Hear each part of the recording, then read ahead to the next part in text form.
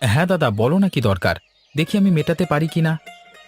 বেশ, তুই যখন জিজ্ঞেস করছিস তাহলে আমি বলছি। হ্যাঁ, আচ্ছা, একটা কথা বলতো, এখনকার যুগে এই এক পরিবারে থাকতে তোর কি ভালো লাগে? ভালো লাগবে না কেন? এখনকার যুগে একান্নবর্তী পরিবারে থাকা আর কোথায় দেখা যায় বলো দেখি? আমি তো বেশ ভালোই আছি। কিন্তু আমি তো ভালো নেই। আমার ওই পরিবারে থাকতে একদম ভালো লাগে না। কিন্তু বরদাটা না কিছুতেই। তোমার পছন্দ অপছন্দের কথা তুমি বরদাকে বলো। বরদা নিশ্চয়ই কোনো সমাধান বের করবে।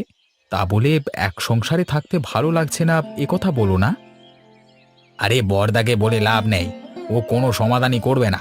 ও তো আমাদেরকে কষ্টে রাখতে ভালোবাসে। তুই এত বড় হয়ে গেলি এখনো পর্যন্ত সেটা বুঝতে পারলি না।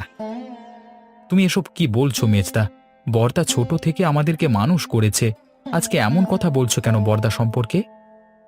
কেন বলছি তুই ভেবে দেখ। আমাদের পরিবারের সবথেকে বড় ব্যবসাটা কার অধীনে আছে বলতো? সেটা তো বরদাই দেখাশোনা করে। বরদা তো ব্যবসাটা সম্পর্কে ভালো বোঝে। তাহলে ও সেই ব্যবসাটা নিজের অধীনে নেবে না কেন বলো দেখি? আর ওখান থেকে তো আমাদের ক্ষতি কিছু হচ্ছে না। আরে চাঁদু, ক্ষতি হয় কি না হয় সেটা তুই বুঝলি কি করে?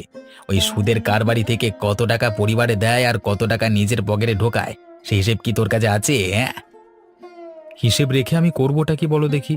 বরদা তো এখনো পর্যন্ত সংসারের সবকিছুই নিজের হাতে টানে। একটা সবজির বাজার থেকে আরম্ভ করে সমস্ত কিছু বরদাকে নিজেকেই করতে হয়। আমাদের তো আর সেখানে কোনো টাকা ঢালতে হয় না। ধ্যাৎ, তুই সারা জীবন একটা গাধাই রয়ে যাবি। তোকে বুঝিয়ে লাভ নেই। শুধু শুধু আমার সময় নষ্ট। যাই, আমি বরং এখান থেকে চলে যাই। ধ্যাৎ।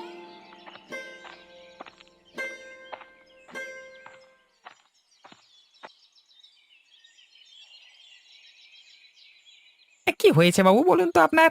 আপনাকে ইদানিং খুব নিরাশ নিরাশ লাগছে, ব্যাপার কি?